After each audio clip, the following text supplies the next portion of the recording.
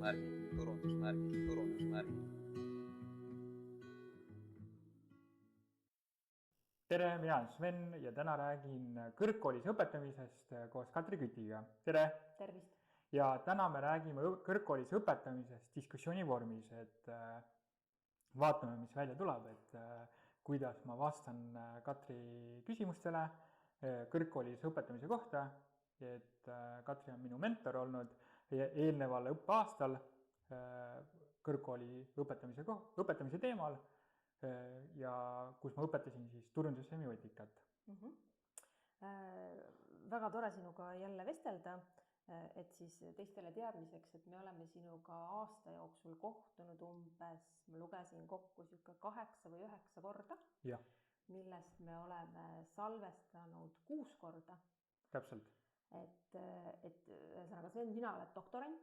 Ja sinu üks ülesanne on olnud siis natukene ülikoolis tudengeid õpetada ja selle raames oled sa ise välja mõelnud ühe õppeaine, loonud sellele õppeainele sisu, vormi, läbi mõelnud kõik õppija tegevused, hindamise, selle kõik ellu viinud ja kokkuvõttes veel ka siis tudengid ära hinnanud ja lugenud nende tagasisidet, et kuidas nende hinnangul siis see õppekogemus välja nägi.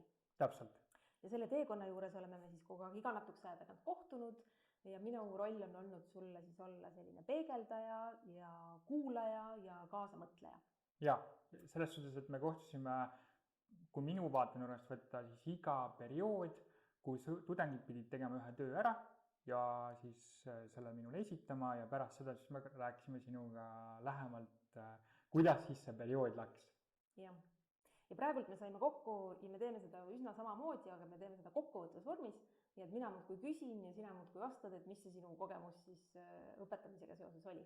Ja siis võib-olla natuke lähemalt ka sellest, et mis minu jaoks siis see kõrgkooli õpetamise tunnetus läbi minu enda kogemus on olnud, et ma olen varem tegelikult bakalaureuse õppinud sotsiaalpedagoogikat, mis siis võib-olla annab mingi teatava nagu eelaimduse mulle, mis see pedagoogika siis tudengite vaatenurgast on, kui ka vastupidiselt õppejõu perspektiivist on, kuigi sotsiaalpedagoogika ise ei ole päris selline nagu õpetamine, ta pigem nagu õppe toetamine üldkoolis või üldhariduskoolis, aga selle kogemus või teadmised mingis raamis ikkagi aitavad sellele kõrgkooli õpetamisele ka kaasa, sest vähemalt mina näen seda, et sotsiaalpedagoogiline haridus või see taust on andnud mulle võimaluse võib-olla nagu näha 2 maailma korraga, et seda õpetaja perspektiivi ja siis jälle seda tudengi perspektiivi, et ta ei tule nüüd nii-öelda, praktika annab kindlasti selle võimaluse nagu täpsustada seda, et kuidas see asi kõik välja kukub nüüd kõrgkooli raames, aga ma arvan, et teooria raames võib-olla oli mul natuke kergem,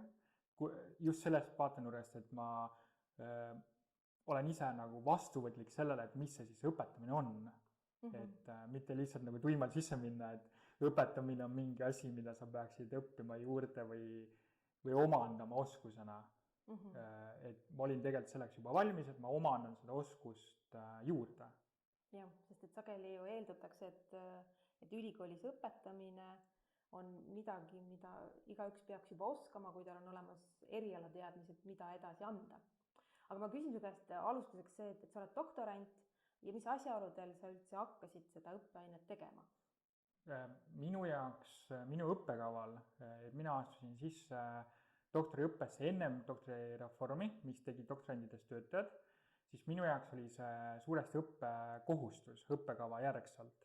Aga samas minu jaoks oli ka see väga huvitav kohustus, selles suhtes, et ma tahtsin sellest õpetamise kohustusest teha midagi suuremat, kui see on lihtsalt õppetegevuse läbiviimine, sest õppekava järgi ma võin siin teha nagu nii-öelda üle võtta kellegi teise õppeaine ja teha sellest mingi see versiooni või siis täiendada seminaride või loengu pidamisega siis kellegi juba olemasolevat õppeainet. Aga ma mõtlesin, miks ma ei võiks teha midagi uut. Ja siis ma võtsin ühendust tegelikult Turundajate Liiduga, rääkisin nendega, mis on nende ootused nagu turundussemiotika seisukohast ja õppeaine läbiviimise seisukohast. Äkki nendel on mingi hea mõte ja tuli ka mõned head mõtted, millega ma sain siis õppeainet arendada.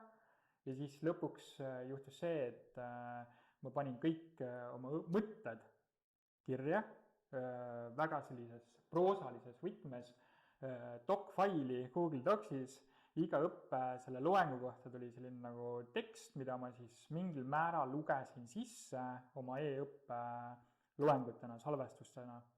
Ja siis see õppetegevus nagu oli selline kulgev protsess põhimõtteliselt, aga teisalt oli see minu jaoks ka proovikivi juba kohe algusest, et kuidas sa loed seda salvestusena sisse, seda õppematerjali ja kuidas sa teed omakorda sellest õppematerjalist nagu Moodle'i kursuse sisuliselt või mingi sellise kursuse, mida siis tudengid saavad kuulata, sest minu õppe kohe algne idee oli see, et see peaks olema midagi sellist, mida sa saad kuulata, peaaegu, et kuulata, et visuaalmaterjale nagu ei olegi, vähemalt loengute osas, et mulle öeldi selliseid lauseid uuringute käigus, ma mõtlen nagu uurimise käigus õppeaine raames, et teegi podcasti loengud, sest siis tudengid saavad joosta ringi näiteks nii-öelda linnas, teha midagi muud ja siis kuulata oma kõrvaklappides neid loenguid, et see nagu lihtsustab mõnes mõttes seda õppematerjalide tarbimist, ütleme siis sellises sõnastuses.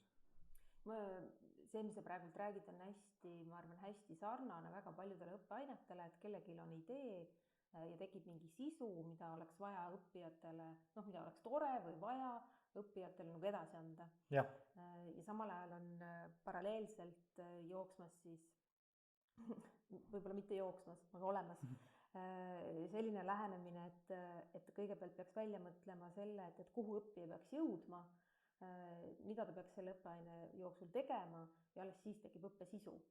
Aga reaalsus on see, et tavaliselt on õppesisu olemas ja selle ümber mõeldakse välja siis see õppeaine raamistik. Sa enne mainisid, et sa oled õppinud mingis osas sotsiaalpedagoogikat, et ma küsin, et mis su ettevalmistus veel on õpetamiseks? Et mingid kursused või mingisugused kogemused või mis su oskused või teadmised veel õpetamisega seoses on? Varasemalt õpetamisega, kui nüüd kronoloogilises järjekorras võtta, siis doktoriõppe raames ma olen võtnud õpetamisse selliseid hindamise, nagu täiendkoolituse raames hindamisest, siis kuidas audioloenguid teha ja siis kuidas õpetada üldises nagu täiendkoolituse raames ka, et mida see õpetamine nagu selline tähendab, aga need olid kõik täiendkoolituse raames ülikooli sees doktorandile võimalusega võtta. Siis magistris tegelikkuses või bakas peale sotsiaalpedagoogika ma käisin tegelikult paar korda ka praktikal õpetamas sisuliselt filosoofia teemal, sest mu esimene haridus oli tegelikult filosoofia ja magister semiotika, siis ma käisin filosoofiat õpetamas, mis on üldhariduskoolis kui selline lisaõppe võimalus kõigile või vähemalt nendes koolis, kus on filosoofia õpetamine nagu õpetaja poolt võimalikuks tehtud, siis ma sain natuke praktiseerida seda ka. Antud juhul mina käisin filosoofiat praktiseerimas Pärnu Sütevaka koolis ja siis teise praktika ma tegelikult tegin sellises üldraamistikus kunsti ja selliste loovamate ainete suhtes oma enda endises koolis Sindi gümnaasiumis, kus ma lihtsalt olin siis praktikal ühel väga hea õpetajal, kes on tegelikult algklasside ja sellise põhikooli õpetaja sisuliselt. Aga ma sain seal praktiseerida just seda poolt, et mis on selline loovainete õpetamine, ühiskond ja ajalugu natukene, mis neid nagu puudutas tol hetkel. Muidugi ma olen ka õpetanud eraõpet natukene, aga see on niisugune väga väike kogemus jälle üldhariduskooli perspektiivis, et kõrghariduse perspektiivis peaaegu võiks öelda selles raames ei olegi, et välja arvatud see, kui ma olen õpetanud võib-olla mõnda oma kursakaaslast või kedagi, kes on siis õppeaine raames nagu selles õppetegevuse vormis, et sa nüüd õpeta kedagi oma eriala tundma näiteks. Näiteks meil oli selline õppeaine nagu andragoogika sotsiaalpedagoogikas, kus ma pidingi siis filosoofia nagu sellise minitunni tegema filosoofia kohta, kuigi ka kaasa arvatud didaktika õppeaine oli meil, kus siis väga hea õppejõud andis meile võimaluse nagu videokaamera ees esineda, filmis seda ja siis kuidas see tunni andmine siis 45 minutit nagu sellises väga mikroskaalal, ütleme ajaskaalal toimuks. Et tolleaegne kogemus oli ühtepidi selline hirmutav, aga teistpidi oli selline väga hea, seepärast, et sa näed ekraani pealt ennast pärast filmimistulemusena, et kuidas sa siis oled andnud seda õppeainet. et sellised kogemused mul olid nii et sa nagu oled õpetamise natukene kohta. nagu õppinud mingisuguste õppeainete raames, natukene saanud praktika raames harjutada ja tegelikult sa oled nagu ka tagasisidet saanud et sa oled iseennast näinud nagu õpetamise vormis ka õppeaine raames. Jah, et sa täpselt. pakene teinud siis täienduskoolituse, mis on mõeldud õppejõududele. Jah. Ja nüüd ma küsin, et see on see, mis sa oled nagu sellise õpetamise õppimise või kogemuse kohta saanud, et aga kui sa mõtled oma kogu sellele teekonnale praegult doktorandina õppeaine ettevalmistamisel ja läbiviimisel, et siis kust sa nagu veel tuge või abi või kes sul need koostööpartnerid selle juures olid? Koostööpartnerid õppeaine raames, puhtalt selle õppeaine raames, olid tegelikult osakond ise, semiootika osakond antud juhul, kus ma siis sain tuge programmijuhilt, antud juhul siis magistri- ja bakalaureuse programmijuhilt, kes siis aitas just mõtte ja nõuga kaasa sellega, et ma saaksin selle asja nagu, ütleme, purki pandud, et tehtud saaks. Et kas see nagu on selline kvaliteedi nõuetele vastav. Teistpidi ma sain nõuannet selle kohta, et mida siis väljaspool nagu tudengid näevad, paaril tudengilt võtsin kohe kratis kinni, ütlesin, palun kuula mu monoloenguid siis ära ja anna tagasi, et kas nendest on siis arusaadav. Ja andsin ka muidugi sellise Google Docsi tekstina ette need, et kas see tekst oleks ka vajalik panna nagu hiljem nähtavale, kui sa kuulata ei saa, siis sa saad lugeda vähemalt, seda öeldi ka, et jäta kõik alles. Ja siis koostööpartnerina ma juba välja tõin Turundajate Liit, sealt sain natuke tagasisidet, mis lõppkokkuvõttes tuli kasuks, lihtsalt sellepärast, et see kõnetab ka väljaspool ülikooli inimesi. Ja siis nüüd ma ütleks partnerina ka sind, kes on hindamise ja selles küsimuses aidanud mind. Ja siis tehnoküsimustes paar sõpra aitasid lihtsalt lindistamise osas ja ka natuke sisu osas kaasa, et mida ma nagu tahaksin või peaks rääkima, millisel moel rääkima. Üks nendest sõpradest tegelikult on õppinud või õpib imagoloogiat Tallinna Ülikoolis, kes on siis natukene selle brändimaailmaga ja sellega nagu praktilise nurga all kokku puutunud ja tema näidanud. Ja siis tehnovõtmes sellised õppeainete, ütleme sellised introd ja väljaelamised on tegelikult mu enda venna heli, mida inimesed kuulevad, et turundusmärgid, antud juhul see õppeaine intro või siis välja, et kuula rohkem siis vennanderson.org, neid kõiki asju, et siis need on tehtud tegelikult mul venna poolt, seda helitämber on minu meelest selline sobiv, mis raadiole nagu ette öelda, et millega nüüd tegemist on. Et sain sellist tagasisidet. Ja aga toetuse või sellise, ütleme, moraalseks toeks oli tegelikult mul perekond ka, kes siis aitas siis nagu seda kokku võtta, et teeme nüüd selle ära, lihtsalt tee ära, et ärme oota seda, et lõputut tagasisidet, mis võib-olla tuleb ja võib-olla mitte, sest tegelikult selle õppeaine raames kõige kriitilisem nagu sellise hoiak, ütleme, õppeaine suhtes, et see üldse valmis saaks lõpuks, oli mu enda juhendaja, kes siis hoidis seda, et kas ma ikka saan selle sellisel moel tehtud, nagu ma tahan, suurejoonelisena ja teistpidi, et see ikkagi tuleks välja lõpuks. Nii et sul oli nii nagu tööalast tuge, eks ju, nii vormilist tuge, natukene sisulist tuge, aga ka sellist emotsionaalset ja moraalset tuge, perekonna poolt näiteks, et kaasaelajad nii-öelda. Ja ettevalmistuse mõttes sa said juba hakkasid kohe enne, kui seal see kõik eetrisse läks nii-öelda ja õppeaines nagu hakkas elama. Tegelikult sa kogusid juba siis enne seda tudengitelt ja mõnelt kaaslaselt tagasisidet, et mis see võiks siis olla või kuidas see kõik siis välja kukuks ja välja tulla. Ja nüüd ma mõtlen, et kui sa oled selle nüüd kõik ära teinud, selle algusest lõpuni ära teinud ja nüüd ma küsiks selle läbiviimise kogemuse kohta, et mis sulle kogu sellel protsessi juures kõige rohkem rõõmu valmistas? Ma arvan, et kõige rohkem valmistas mulle rõõmu selle õppeaine, ütleme, väljamõtlemine.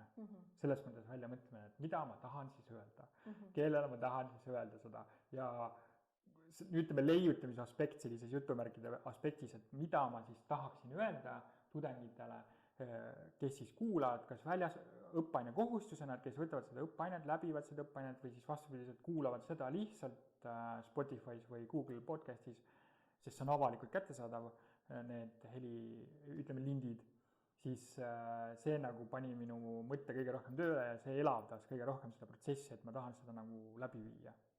Et see oli sul endal nagu kõige põnevam ka? Jah, seepärast, et ma nägin selles õppeaines enamat kui selles, et see on üks õppeaine, mida ma loen ära ja mitte kunagi rohkem ei puutu. Ma pigem nägin seda sellena, et see on nagu üks alusplatvorm väljaspool ülikooli tegevuseks ka, kui ma näiteks ülikooliga mingil moel ei ole seotud enam, või vastupidiselt, kui ma olen ülikooliga seotud, aga tulevikus tahan sellele õppeainele mingit muud sisu toota või anda mingit muud väljundit, siis mul tegelikult selle platvormi peale võimalik ehitada veel midagi juurde, et ma ei pea alustama nullist enam. Et turundussemiotika on nii lai teema ja seda võib süvitsi võtta ka, siis ma mõtlesingi, et võib-olla teeme sellele mingi hetk, vähemalt tol hetkel ma mõtlesin sellest veel suuremalt, et teeme mingi see hooajad nii-öelda peale, kus ongi, et esimene hooaeg on selline sissejuhatus, teine hooaeg on mingil muul teemal ja kolmas hooaeg on veel mingil 4. teemal süvitsi võttes läbi mingit turundussemiootilisi nii-öelda loengumaterjale, mida võiks siis inimesed teada ja teha juurde ka intervjuud. Mu esimene hooaeg tegelikult koosneski õppematerjalide poolest nagu 2 osast, et üks on loengud, mida ma lugesin ise sisse ja siis ma tegin sellised intervjuud täiesti võiks öelda turundusinimestega või turundustemaatiliste inimestega, kes siis lihtsalt rääkisid oma kogemusest midagi, kus ma siis intervjuu küsimused sättisin niimoodi, et nad oleksid läbi semiootilise nagu analüüsi peegeldused nende enda tööle. Et näiteks diplomaatiast ma rääkisin ka ühe inimesega, Kaljurannaga, kellega siis tuli selline väga elav poliitiline, diplomaatiline, turundus, temaatiline, ütleme, selline podcasti osa, kus me rääkisimegi sõna otseses mõttes sellest, et kuidas diplomaatia ja turundus on omavahel seoses. Minu arust oli see üks väga hea osa selle kohta, et inimesed mõistaksid seda, et märgid või turundussemiotika ei ole ainult see, et rakendame seda firmade puhul või MTÜ-de puhul, vaid me võime seda rakendada ka riikide puhul. Ja mõne riigi ja turunduse seosed ongi nii tihedad, et riik mängib seal nii tugevat rolli, et nii-öelda need firmad, kellega siis turundid kokku puutuvad, ei võtagi sinuga ühendust, näiteks kui sinu riigi see nii-öelda suur saatkond ei ole võtnud näiteks seda rolli sinu firmaga koostööd teha. Et see on nagu hästi oluline näiteks mõnedes riikides. Et ma tahtsin seda nagu näiteks teadvustada. Või teistpidi, et üks osa oli näiteks selline disainiteemaline mul intervjuu jälle tehtud, et see aitas lähendada neid semiotika teemasid läbi teiste inimeste tudengitele või nii inimestele, kes siis seda õppeainet võtsid või kuulavad lihtsalt niisama loenguid. Jah, et see üks asi, mis mulle tundus terve selle meie hooaja, oli ka see, et see teema pakub sulle nagu tohutut kirge ja see, et sa leiad nagu mingeid erinevaid nurkasid, kuidas seda käsitleda ja need intervjuud ja kuidagi sa kogu selle õppeaine peale mõtlesid nagu esialgu teisejärgulisena, et su peas oli ikkagi see podcastide hooaegade tegemine, eks ju. Ja siis sa ühel hetkel olid sunnitud võtma sealt mingid jupid või kuidagi ta paigutama sellesse kasti sisse, mille pealkiri on õppeaine. Kus on ülikoolis väga selged reeglid, kus peavad olema õpiväljundid, kus peab olema hindamine, kus peavad olema õppija tegevused, et ta jõuaks õpiväljunditeni. Ja et kuidas siis seda kõike kokku panna, kui sinu peas on tegelikult podcastide hooaeg. Ja siis ühel kohtumisel, kui ma su käest küsisin, et Sven, kuidas sul läinud on, siis sa vastasid, et ei, mul muidu läheb väga hästi, aga see õppeaine, et see on nagu kivi kaelas. Ja, et nüüd ma küsingi, et mis mul selle õppeainega seoses nagu kõige raskem oli? Kõige raskem oli minu meelest, nüüd on nagu natuke selline nostalgia hetk juba, sest õppeainest endast on nüüd juba rohkem kui pool sellist aastat möödas. Kus siis ma pean tunnistama, et kõige raskemaks võib-olla osutuski see tagasiside andmine tudengitele, reaalse tagasiside, kasuliku tagasiside andmine reaalajas. Kui tööd tulid tagasi, siis mingi perioodi jooksul nagu tagasiside kirjutamine kui ka selline nagu tagasisidestamine, see protsess ise oli selline väga raske minu enda jaoks, et kuidas ma siis peaksin andma sellist edasiviivat tagasisidet, et nad saaksid aru, mis on need vead, mida nad peaksid võib-olla muutma ja millele nagu rohkem keskenduda või keskenduma ja siis teistpidi, kuidas ise ellu jääda selle tagasiside sees, et kõik muu nagu tundus müra tolle hetkel rohkem, et sellega jääb ellu, aga tagasiside on just see, et kuidas ma seda ikkagi nüüd teen, kuidas ma nüüd hindan seda veel lõppkokkuvõttes, et see oleks nagu tehtud või mis reeglid nagu peaksid jälgima õppejõu seisukohast, millest sa ei tohiks nagu mööda minna, mööda vaadata, aga teisalt, millised on need paindlikud nüansid, mis tulevad lähtuvalt minu nii-öelda nendest sõnastustest kodutöödele või siis nendele hindamisaspektidele, mida ma hindan või soovin näha, olid ka võib-olla sõnastatud või kirja pannud sellisel viisil, et tudeng näeb selles hoopis midagi muud kui mina ise. Mis oli muidugi selline üllatus mulle endale ka, et kas tõesti võib tõlgendada mingit ülesannet hoopis teisel moel, aga kui seda lugeda nagu võõra pilguga nagu tudeng, siis tegelikult saabki seal näha teisi nagu aspekte, mis on nagu loomulik. Aga kui ma mõtlen nagu laiemalt, et kui õppejõud näiteks sellele ei mõtle niimoodi, siis ta ongi nagu, et ma olen sulle nagu 10 korda öelnud seda, miks sa nagu ikka aru ei saa sellest, aga see on nagu teistpidi mõeldes loomulik, et tudeng võib näha mingeid teisi aspekte täiesti omakorda. Ja kui ma kuulasin meie neid salvestatud jooksvaid kohtumisi üle, siis mulle tundus, et seal tõesti jooksis läbi peaaegu iga kord 2 teemat. Üks asi oli ülesannete juhised ja teine oli seesama hindamine, mis on hästi palju seotud ülesannete juhisega. Ja see on, ma arvan, et üks hästi läbiv teema, hindamine kui selline on läbiv teema õppejõudude jaoks, sest et sageli on õppejõud valmis õpetama, aga kui see lõpp saabub ja siis peab kuidagi ütlema, et kas õppijad jõudsid kuhugi või ei jõudnud, et siis seda tahaks nagu vahele jätta, sest et see on paras keeruline nagu pähkel. Ja heaks hindajaks ikkagi aja jooksul õppejõud kujuneb. Aga see, mis meie vestlustest hästi nagu kogu aeg uuesti esile tuli, oli see, et õppejõu peas olev asi ei ole õppija peas.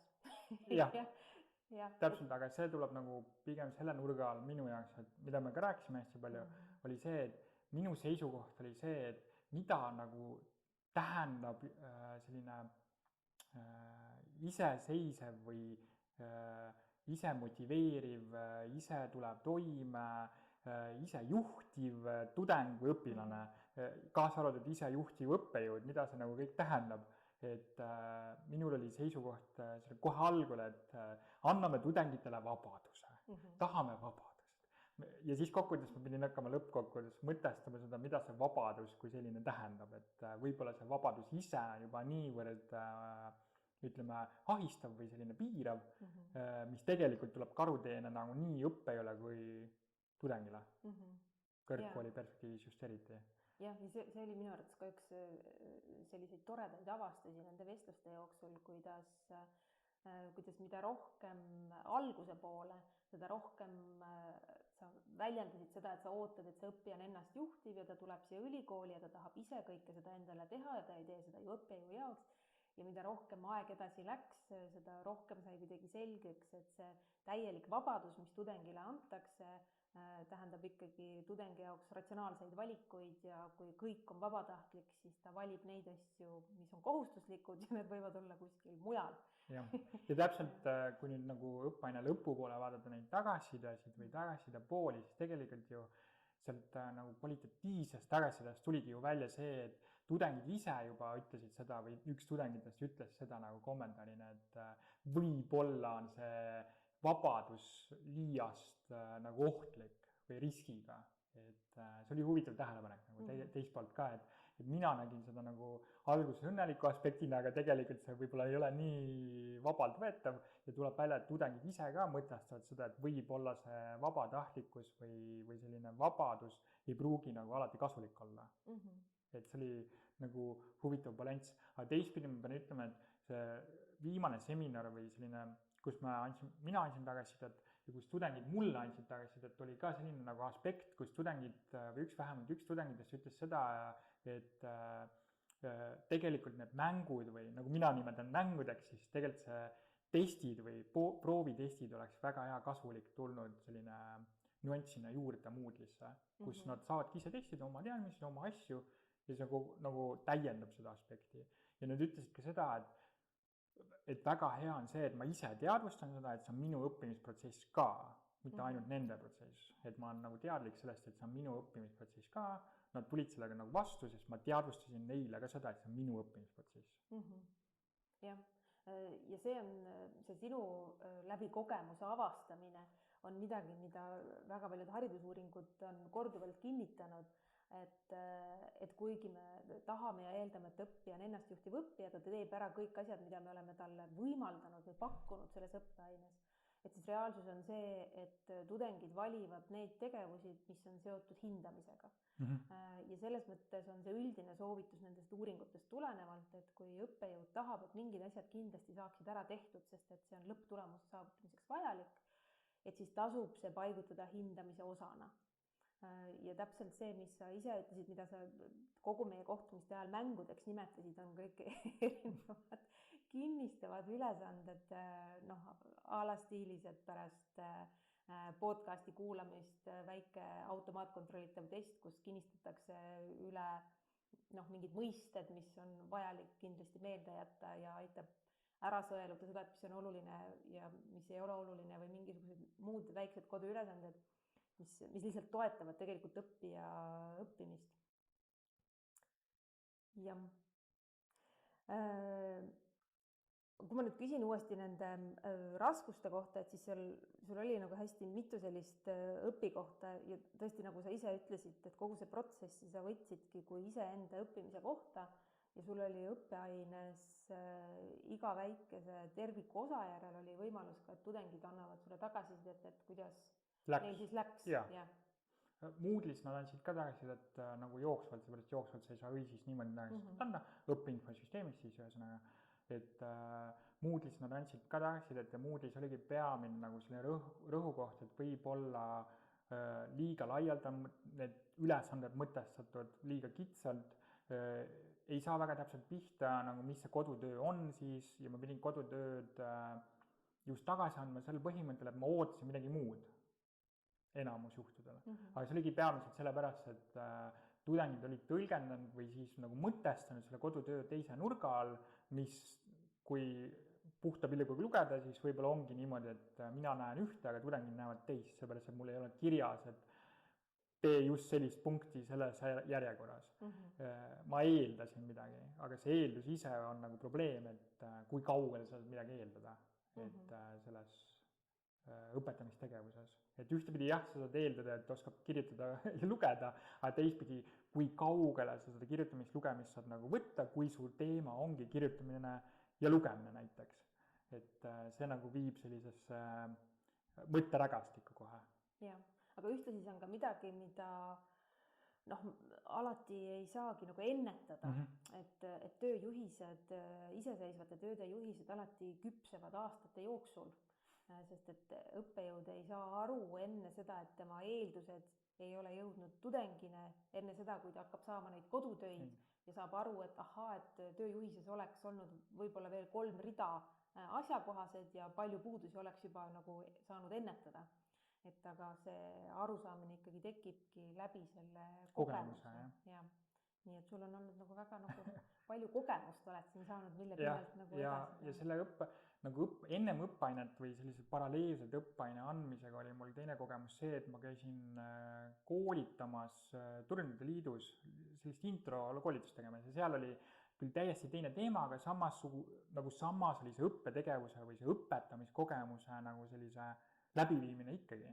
Ja see oli küll koolituse vormis, aga siis ma kogesin seda ka, et kuidas seda aega rakendada, kuidas see ajapiiratus võib tulla ka teistpidi nagu sellisesse olulisusesse punkti, et mida siis on vaja tegelikult tudengile edasi anda või ütleme koolitatavale, et ta saaks aru millestki, just see, et ta teeks seda punkti. Ja seal ma õppisin muidugi seda, et kuidas selline võtmine just töötegevusprotsessiks on äärmiselt oluline, sa ei mahuta lihtsalt kõiki asju ära. Isegi kui sa väga tahaksid. Mõtlen uuesti, et kui sa mõtled selle oma õpetamise kogemuse peale tervikuna, et kas või mis on see, milles sa selles protsessis nagu puudust tundsid? Kui kõige üldisemas mõttes ma tundsin nagu tagasidest oma enda tööle refleksiooni mõttes kõige rohkem puudust. Mitte nüüd selles mõttes, et tudengid või keegi ülikoolist nagu osakonnast oleks võinud rohkem tagasisid anda või kogu aeg konstantselt mingit tagasisid anda, vaid just rohkem selle mõttes tagasisid, et kui ma teen nagu mingi etapp ära, ma tahan seda reflekteerida, ma tahaks aru saada, kas ma oleks võinud paremini saada, kas see ongi normaalne, et sellised juhtumised juhtuvad minuga. Kas on normaalne, et juhtub see, et ütleme, et tudengid ei saanud aru kodutööst. Kas on normaalne, et ma saan siis nagu vastu kõla, et ma ei saanud kodutööst ära? Või see tegelikult ma peaksin ootama midagi muud. Et sellist nagu refleksiooni, mis meie tegime nüüd läbivalt minu õppeaine tegevuse on tegelikult väga haruldane ülikooli kontekstis võiks öelda. Siis ma tegelikult, et minul on nagu see võimalus tulnud nüüd, siis ma tegelikult näen seda perspektiivi ka, et kui seda ei oleks nii tugevalt, siis ma tegelikult jääksin oma selle õppeainega üksi oleks jäänud ja mul oleks tekkinud mingid sellised mõttevälgatused ja mõtted, mis võib-olla peletaksid üldse õpetamisest eemale, et issand, see kõrgkooli õpetamine on nii hull. Aga tegelikult praegusest tuli välja, et see kõrgkooli õpetamine ei ole nagu mingi müsteerium ise, et sa ei saa sellega hakkama, vaid tegelikult sellega keskenduda, siis suunatult, fookuseeritult tuleb toime minu meelest õppejõud siis, kui ta nagu teadvustab mingid teatud asju, ta saab rääkida selle endast välja, et tema probleem on näiteks see, et ma ei tea, hindamine või see, et kuidas läbi viia seminari või siis kuidas moraalselt tulla toime. Loomulikult moraalselt võib toeks olla su perekond või keegi teine ka, aga kui pedagoogilises mõttes võtta, siis oleks hea rääkida kellegagi sellisega või kellegiga, kes nagu teab selle tausta nagu suuremalt, et ülikool on nii suur ja ajalooliselt nii pikk olnud, et ülikoolis kindlasti on nagu mingid teadmine olnud selle kohta, et kuidas sellises mingis spetsiifilises olukorras toime tulla nagu. Ma nagu ühelt poolt kuulen, et sa ütled, et nendest vestlustest oli kasu ja sa olid üsna privilegeeritud seisust, sest et väga paljud on ju alustavad õppejõud seda mingil põhjusel ei ole leidnud sellest kontakti. Aga teiselt poolt sa ütled, et sa nagu tundsid puudust ka sellest tagasisidest või reflekteerimisest, et mis sul nagu, mis sa veel oleksid tahtnud? Ma tegelikult oleks tahtnud kohe alguses, kui ma seda õppeainet hakkasin looma, rohkem seda tagasisidet, et millele ma sisuliselt võiksin rohkem keskenduda. Mitte niivõrd sellest, kuidas ma õppeainet läbi viin, vaid just see, et nii-öelda see jutuvärgis kvaliteedikontroll, et kas mul see sisu, mida ma doktorandina annan, on enam-vähem nagu okei kasvõi. Et ei ole nagu, ei teki sellist küsimust, et kommuuni nagu teadlaskommuunina või sellise akadeemilise kommuunina võttes ma räägin täiesti mööda.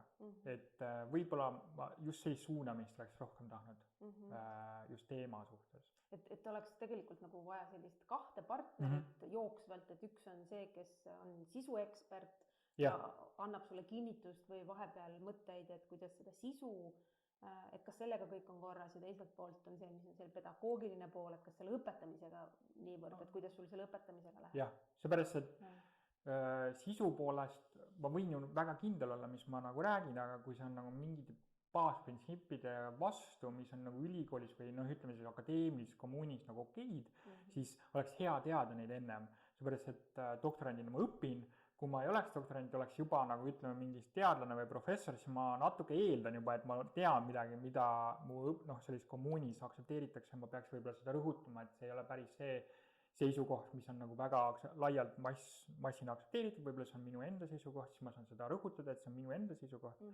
Aga kui ma isegi ei tea, mida nagu tähele panna, siis on väga raske nagu sellele tähelepanu pöörata. Ma nüüd küsin nende vestluste kohta, mis meil on olnud, et mis kasu sina nagu nendest said, et sa ütlesid, et seda alustav õppejõud oleks jube hea, kui tal selline keegi oleks, kellega ta saaks nagu reflekteerida, et mis see kasu on sellest? Minul oli tegelikult alguses kohe oli nüüd küll lõpp on nagu käes, ütleme sellises mõttes on nagu teine kasutegur tulnud ja see, mis mul alguses oli nagu hoopis teine mõte. Alguses oli mul mõte see, et oleks jumala tore, kui saaks reflekteerida, mul on nagu kellega koos õppida ja ta on nagu ütleme inimene, kes siis suurendab selle projekti veel suuremaks lihtsalt, et see nagu üleküllastumise efekt tekkis, et teeme veel suuremaks, mitte miks jääda väikseks on. Aga nüüd praeguseks nagu lõpuprojekti, nagu lõpuvaatenurgast ma olen aru saanud sellest, et sellest on kasu see, et nagu psühholoogiaski, et sul on nagu supervision, et sa saad aru, mis sa võib-olla tegid valesti, mis sa võiksid paremini teha, peegelduse efekt see, et momendid tekivad ja pluss see, et sa saad nagu aru sellest, mis see õpetamine nagu praktika kontekstis on niimoodi, et sa ei sure selle vigade kätte ära, ütleme niimoodi, et kui sa teed vea, siis sa ei võib-olla nutad, aga võib-olla ka sa mõistad nutmise ajal seda, et see ei ole nagu maailma lõpp, vaid saab edasi minna. Aga jah, see alguse ja sellise lõpu motivatsioon on täiesti erinev, võiks öelda, et sellest vaatenurgast, et alguses oli mul selline nagu pealiskaudne motivatsioon, et teeme midagi ägedat, aga sisu on nagu sellega kaasa, mingil maalt ma sain sellest aru, aga teistpidi ma võtsin nüüd lõpupoole seda, et sellel on nagu sisu rohkem kui see, et ainult teha mingit avalikku asja nii-öelda. Et kuigi see esmane eeldus sellele, et ma üldse seda pealiskaudselt ütleme sellist suurendust, välist motivatsiooni nägin, oli tegelikult sellest, et ma olin varem lugenud selle kohta, et reflekteerimine, selline supervision on kasulik ja see võib anda parema tulemuse kui see, et sul ei ole nagu seda võimalust kellegiga peegeldada. Mis tegelikult jättis nagu teooriapildis nagu hea pildi, aga mul ei olnud väga nagu praktilist konteksti sellele, et mida see reaalselt tähendab, et kui sul on see supervisioni võimalus, ütleme nii. Jah, seda tõesti uuringud ütlevad, et professionaalsele arengule ikkagi see pidev reflekteerimine ja võimalus oma kogemust mõtestada tuleb väga kasuks, sest et kui ta jääb ainult minu enda mõtlemiseks, tundmuseks, et siis võib juhtuda, et ma ei mõtle oma mõtteid lõpuni ja kui ma seda kõva häälega välja ei ütle ja keegi seda mulle tagasi kuidagi ei põrgata, et siis mõned taipamised jäävad nagu tegemata. Et kui ma kuulasin meie neid vestlusi läbi, et ma mõtlen, et minul oli nagu kohutavalt hea meel sinuga sellel teekonnal kaasas olla, sest et lisaks väga praktilistele küsimustele, mis iga natukese aja tagant tekkisid ja kus mul oli võimalus sulle jagada paljude juba kogenud õppejõudude kogemust, oli selles teekonnas ikkagi ka teatud identiteedi otsingut, et milline õppejõud ma üldse tahan olla, sest et on sattunud mingisugused olukorrad, kus ma pean hakkama tegema otsuseid ja valikuid ja minu valikud toovad kaasa ka selle, et kuidas ma tudengitele nagu mõjun või kuidas nemad mind hakkavad tajuma ja et kas ma tahan olla siis, ma ei tea, karm õppejõud või leebe õppejõud ja nii edasi. Et aga ka just need asjad, mis sa just ütlesid, et sellel teekonnal, kui olla sellel üksinda, siis tekivad need küsimused, et kas see, mis juhtub, on normaalne või see on maailma lõpp. Et enamasti kõik, mis juhtub teekonnal, on üsna normaalne ja seda on juhtunud väga paljude õppejõududega juba enne ja juhtub ka pärastpoole, aga just, et kui sa sellega üksi oled, siis sa ei tea seda.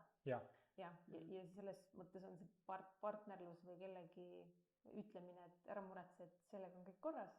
See on just positiivne aspekt. Mul tuleb sellega seoses meelde see, et kus identiteedi mõttes see kõige väiksem osa, et kas ma teietan kedagi või ma tegelikult ütlen sina.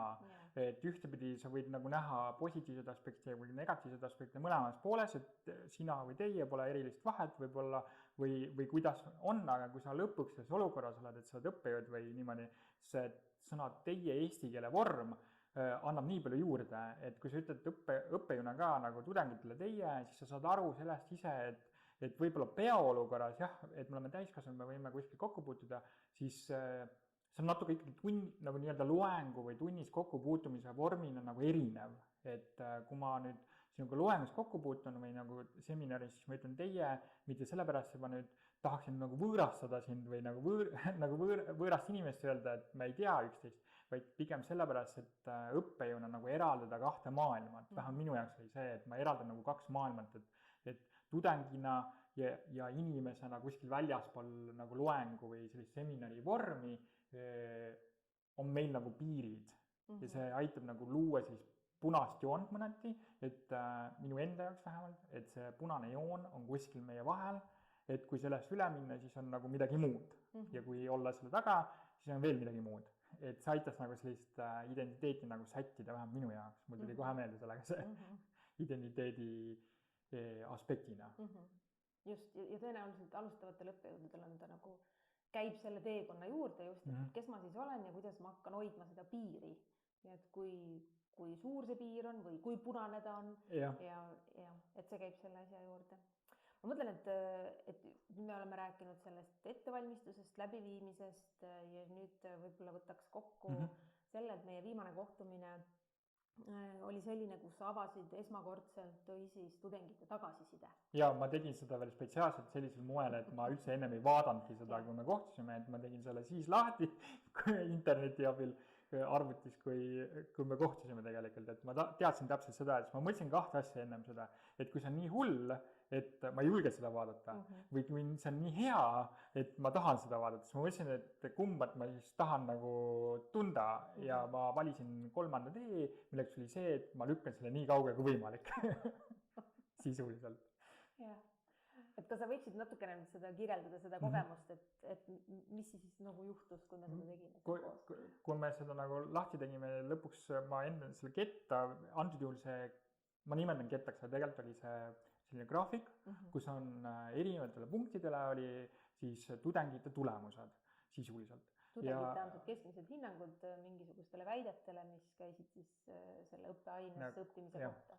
Ja täpselt oli seal ka siis välja toodud ülikooli selline keskmine ja siis minu valdkonna, siis humanitaarteaduste valdkonna selline keskmine ka. Ja siis ma algul mõtlesin, et issand jumal, ma jään allapoole igasuguseid keskmiseid ja igasuguseid proove. Aga siis, kui me nagu arutasime, siis ma sain aru, et tegelikult see ketta näit või selle graafiku näit oli sõltuvad sellest, kuidas mingid punktid tulevad ja kuidas ta midagi genereerib seal. Ja ma sain nagu aru sellest, et mu esmane nagu selline paanika korraks efekt, et issand jumal, ma sain nii halva punktid või kas ma pean ideaali saama, osutusid nagu teiseks, et ma ei pea ideaali saavutama, sest see ideaal on tegelikult nii kontekstis sõltuv, et võib-olla mõnes aines ei olegi seda võimalik saavutada selles mõõdetavas aspektis, mis on just selles õppeinfosüsteemi nagu küsitud. Et võib-olla kui ei olegi midagi kuulata, siis mida ma hindan seal tudengina, et siis loomulikult see punktid on seal selles punktis madalad või olematud, sest sul ei olnudki midagi kuulata näiteks. Minu aines oli kuulata, siis minu aines sa said seda nagu niimoodi hinnata oletame. Aga seal olid huvitavad aspektid, et kas õppekoormus on nagu sobiv või mitte, seal olid see nagu minu jaoks nagu see, et see punktid olid nii madalale, et ma nagu hakkasin mõtlema, et kas see peabki nii madal olema, tuleb välja, et pidigi olema antud kontekstis madalad, et mitte vastupidi. Aga teistes nagu sellistes määrades tekkis ka, et kas ideaali saab alati nagu niimoodi maksimeerida, et alati sellele võimalik. Ja see pani ka mind pärast veel meie kohtumist mõtlema selle peale, et kas õppejõud peakski sellele esimesena nagu pilgu peale vaatama, võib-olla ta peabki kellegi koos seda vaatama, et reflekteerida, et kas ta tõlgendused on üldse adekvaatsed pedagoogilisest seisukohast. Sest kui ta lihtsalt andmed lahti teeb, siis ta võibki nagu vaadata, et ma sain mingid negatiivsed punktid või positiivsed punktid, okei, lähme eluga edasi. Jah, et see õisi tagasiside, mis meil on, mida tudengid annavad, on tegelikult, ta hindab seal mitut erinevat aspekti, et ta hindab nii seda, kuidas õppija koges sellist haaratust või kui aktiivselt ta sai selles õppeaines osaleda, kui ka saab seal hinnata siis õppeaine ülesehitust ja struktuuri ja metoodilist mitmekesisust ja lihtsalt, et kuulajatele ei jääks vale mulje, et siis sul ei olnud üldsegi mitte kõik üldiselt keskmisest kehvemad, vaid seal mõni aspekt oli ikkagi väga hästi. Et aga ma arvan, et see sinu kirjeldus esindab hästi seda ükskõik millise õppejõu tunnet, kui ta näeb seda radarit seal ja kui mõni asi tundub, et on nullis, et see mulje on ikkagi selline, et tekitab tunde, et midagi on halvasti ja selleks, et hakata seda lahti harutama, et mis asjad ikkagi on väga hästi ka, et selleks peab eraldi sisse vaatama ja kellegiga koos nagu minu soovitus oleks kellegiga koos vaadata, et see tõlgendus ei läheks nii nagu proportsioonidest välja, et ta pigem oleks selle kohane, et okei, võib-olla oli midagi negatiivset, aga kuidas me saame seda siis parandada või parendada, et kuidas sellega nagu edasi liikuda. See, mis minu kogemus oli sinuga koos seda vaadata, oli see, et ka need asjad, mida tudengite hinnates või tudengite nägemuses olid madalalt hinnatud, et kuidas sa tegelikult väga hästi oskasid selgitada, et millise õpetamise aspektiga see on seotud, sest et meie varasemates kohtumistes need taipamised olid juba kõik tulnud. Ja seal ei olnud midagi uut selles mõttes, et seal tudengite tagasiside peegeldas lihtsalt seda juba kogu kogemust, et need õpijuhised võiksid olla selgemad või siis, et hindamine võiks olla algusest lõpuni nii selgelt läbimõeldud, et kõik saavad täpselt ühtemoodi aru ja mingid muud asjad, mida me olime niikuinii rääkinud selles mõttes, mitte mida mina ei olnud rääkinud, vaid mille peale sa ise olid tulnud. Ja see tagasiside tegelikult lihtsalt peegeldas seda sama asja, mida see kogemus oli olnud. Ja see on ka see, mida Tartu Ülikoolis varasemad uuringud on näidanud, et kui õppejõud oma õpetamist jooksvalt analüüsib ja seda sama refleksiooni teeb, et siis ka seda tagasiside tõlgendamine on oluliselt vähem õudne. Ja see on midagi sellist, mida saab võtta päriselt arendustegevuseks, oma õpetamise arendamiseks, mitte kui lihtsalt konstateerida, et ahaa, et tudeng on midagi sellist arvanud. Jah, mind aitas just see, et see kogu protsess ise ka, mitte ainult õppejõu kontekstis, vaid ka väljaspool õppejõu kontekstis, et kuidas sa tudengina ise näed midagi ja pluss see, et kuidas sa siis väljaspool ülikooli näed õppetegevust veel omakorda. Et minu jaoks nagu alguses oli selline tänavavaade, ütleme, et mis on õpetamine ülikoolis. Aga teistpidi nüüd ma näen seda, et õppetegevus ülikoolis või kõrgkooli raames on hoopis midagi muud.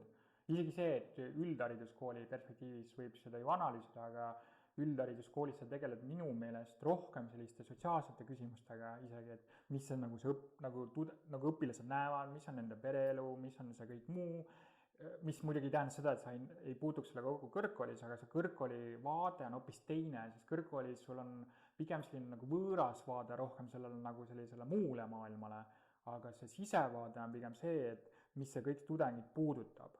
Et kui tudengid ikkagi puudutab see, et kuidas sellest õppeainest aru saada, mis selleks teha ja kuidas seda aidata, see on kõik puutub kokku. Aga kõik see, mis on nagu, ütleme, me nimetame eraelu puutumatuks, see on nagu ülikoolis nagu mõistetav, et see nii peabki olema, et me ei puutu seda kokku, iga inimene nagu, kui tal on abi vaja, siis me saame aidata teda, aga me ei puutu sellega niimoodi kokku, et me nagu võtame selle nagu prioriteediks, et suuname ta nii-öelda sotsiaalpedagoogi juurde abi saama, mida üldkooli raames saab nagu teha, et kuidas siis seda kogukonda loome teha siis omakorda, et minu meelest see kõrgkooli õpetamist tuleks nagu vägagi nagu fokusseerida ka riigi poolt, et aru saada, et mis see siis on, et kas me tahame head haridust saada, nagu pakkuda või mitte, et kui me seda soovime, siis me peame ka sellele keskenduma natuke teistmoodi kui üldhariduskooli kontekstis seda on tehtud. Et seda nagu mõistetaks ka, sest muidu minu meelest jääb see nagu mulje mõnikord, et ka mu enda nagu kogemuse raames nüüd, et mis see siis erinevus on, et tuled klassi ette, räägid ära ja kogu lugu, aga tegelikult seal on nagu palju muid tegureid juures, mis on üldharidusega võrreldes teistsugused. Ma lõpetuseks küsimuse käest veel 2 küsimust ja need on sellised lühivastusega küsimused. Et üks küsimus on nüüd, et kuna meie vestlused ikkagi keskendusid õpetamisele, mitte niivõrd sinu õppeaine sisule, et siis ja nüüd, kui me nüüd lõpetame selle tudengi tagasisidega ja kogu selle protsessiga, et siis mis on 2-3 asja, mida sa mõtled, et järgmisel aastal, kui sa tahad seda õppeainet uuesti teha, et mis on see, millele sa nüüd pöörad tähelepanu või mida sa teed rohkem, vähem, teistmoodi? Mis sa õppisid sellest? Ma õppisin seda, et üks asi on see, et ma mõtlen läbi, mida on reaalselt vaja. Minu puhul on näiteks see, et seminare ei ole vaja reaalselt niimoodi, vähemalt, et ma tulen kohale, füüsiliselt teeme kõik läbi. Vaid vastupidi, ma teen kõik digitaalne, kui on juba digiõppaine, siis olgu kõik digitaalselt, seminari võivad ka digitaalselt siis toimuda. Teine aspekt on see, et ma teeksin need nii-öelda mängud, mis on tegelikult see õppetestid või kordamistestid, kuigi mulle meeldib sõna mäng rohkem antud juhul. Ja siis kolmandaks hindamise või sellise raamistiku kodutöödele, mida see reaalselt tähendab. Võib-olla mõni näide ka kodutööst, et ootan midagi sellist, mõelge palun põhjalikumalt läbi, et midagi sellist nagu mõtleks ka läbi paremini, teeks selle nagu mustvalgeks sõna otseses mõttes. Kuigi, mida nüüd neljandana nagu rõhutada pigem olemasolevast sellisest headusest on pigem, mida ka tudengid tõid välja, see visuaalne loogilisus, et sa vaatad Moodle'isse, sa saad enam kohe aru, et siin on see peatükk, see järgneb sellele, ajagraafik on siin. Ja visuaalselt on see selline, nagu mõned ütlesid, nunnu või ilus, et seda pigem nagu rõhutaks veel omakorda, et seda tuleks nagu kaasas kanda, mitte öelda, et see visuaalne nägemine ei ole nii vajalik võib-olla, aga tegelikult see aitab kaasa. Nii et Moodle'i struktuur, mis sul tegelikult oli juba väga hea, et seda veel rõhutada ja seda kindlasti alles jätta, ja juurde siis veebikohtumised, õppimist toetavad lühitegevused ja juhised, sellised detailsemad juhised. Ja nüüd on teine küsimus samasuguse loetelu kohta, et kui sa mõtled üldiselt alustava õppejõu peale, et siis mis sa talle soovitaksid 2-3 asja, et kuidas ellu jääda? Esimeseks ma soovitan leida endale nii-öelda õpipartner võimalusel, seda ei saa nagu kohustusega panna, aga kui on see võimalus, siis leida kohe see õpipartner. See võib olla ükskõik kes sisuliselt, aga kui on ülikoolis võimalik, näiteks Tartu Ülikoolis, siis leida see õpipartner, kellega koos reflekteerida. Ja küsida lihtsalt avatult, et kas oleksid nõus minuga koos õpipartner olema näiteks ja siis teeme selle läbi. Lihtsalt ühes semestri, seda ei pea ju mitu semestrit teha, seda võib ühes semestri teha, mõista seda nagu ühe õppeaine raames näiteks. Kui on nagu väga kardinaalselt erinevad õppeained on ja oletame õppejõul või algalla õppejõul on ja siis võib-olla maksab teha seda, kui ta annab ühel perioodil 2 õppeainet, miks mitte siis teha 2 õppeaine kohta mõlemad asjad läbi. Saab nagu mõlemast perspektiivist aru sellest. Teine punkt on see, et alustada selle nagu eeltöö tegemisega, ma mõtlen nüüd selle nagu Moodle'i tegemisega või siis selle õppematerjali kokkupanekuga juba võimalikult vara. Mina tegin seda põhimõtteliselt aasta või 2 varem, kui ma tegelikult hakkasin lõppkokkuvõttes lugema. Üks asi on see, et see on doktorandina, aga teine pisiasi on see, et sa saad tagasisidet kellegi poolt, sa tahad seda läbi mõelda, sa ei tea veel väga täpselt, kas see sisugi on nagu arusaadav, kas see peaks võib-olla olema imagoloogiliselt nii-öelda teistmoodi sõnastatud, siis see oleks nagu üks punkt, et tagasisidet võimalikult vara saada.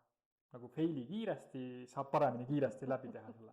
Ja kolmas punkt on see, et ma keskenduksin selle hindamise nagu metoodikale selles mõttes, et algaja õppejõud võiks läbi mõelda, mida ta reaalselt tahab hinnata. Nagu lihtsalt hinnata. Mitte niivõrd seda, et mille abil ta testib niivõrd, aga mis on see hindamise raam, et kuhu ta nagu tegelikult tüürib. Äkki ta tüürib selle õppeainega selles suhtes, et ta ei tahagi teada, oletame, et kas tudeng saab kontekstis niivõrd aru, vaid ta tahab teada, kas terminoloogia on ainult selge, oletame. Et õppeaine ongi üks suur terminoloogia erialana õppeaine, oletame. Siis tegelikult tulekski hindamine läbi mõelda sellest lähtepunktist. Võib-olla see ülejäänud asi on nagu müra jutumärkides. Või ta tahab vastupidis, tahabki konteksti teada ja terminoloogia võib juba selge olema, siis ongi, et kuidas seda hindamist nii-öelda nagu fokusseerida, nihutada nii täpseks, et tudeng saab ise ka aru sellest, et ma peangi keskenduma näiteks terminoloogiale, sest vastasel juhul ma kukun läbi. Ja see punane joon tulebki läbi selle hindamise minu meelest sellele õppejõule kui ka tudengile endale. Kui nii võtta, see on nagu see 3 punkti, mida algajale õppejõule soovitada. No ma nüüd ütleks lõpetuseks, et sa oled küps. Sest et ma ei oleks osanud ka ise paremaid soovitusi õppejõule anda, nii et tõesti, et leia keegi, kellega reflekteerida ja Tartu Ülikoolis õpetamisoskuste konsultant on igas valdkonnas olemas, kindlasti pöörduda, hea meelega aitab. Teiseks, et alusta pigem vara ja nagu täpselt sa ütlesid, et eksi pigem turvalises keskkonnas, kus keegi ütleb sulle enne, et asjad võiksid teistmoodi olla, kui seda kohe tudengitega katsetada. Ja kolmandaks, et hindamine mõtle enne läbi, kui aeg käes on. jah, seepärast, et hindamine on nagu, ühtepidi ta on võib-olla nagu ebaoluline selles mõttes, et sa tahad ju oma sisu edasi anda, aga teistpidi on see, et tudengi vaatenurgast on see sisu nagu väga ebaoluline, kui ta tegelikult ei saa aru sellest, et miks ta kokkuvõttes seda teeb, aga hindamine vastab sellele küsimusele juba, miks ta seda juba teeb. Sest ühtepidi see on loomulik, et tudengid küsivad, miks mul seda õppeainet või asja vaja on. Aga teistpidi, kui ta selle hindamise läbi saab sellele vastuse, siis tegelikult õppejõul jääb selle võrra nagu aega rohkem, et ta ei pea vastama selle küsimusele, miks sul seda vaja on, kui niipidi võtta. Igal juhul, mina ütlen, et mul oli väga hea meel sinuga sellel teekonnal kaasas käia. Aitäh! Ja soovin sulle edu edaspidiseks. Aitäh ja aitäh kuulajatele, kes meid kuulasid täna. Just. Nägemist! Head aega!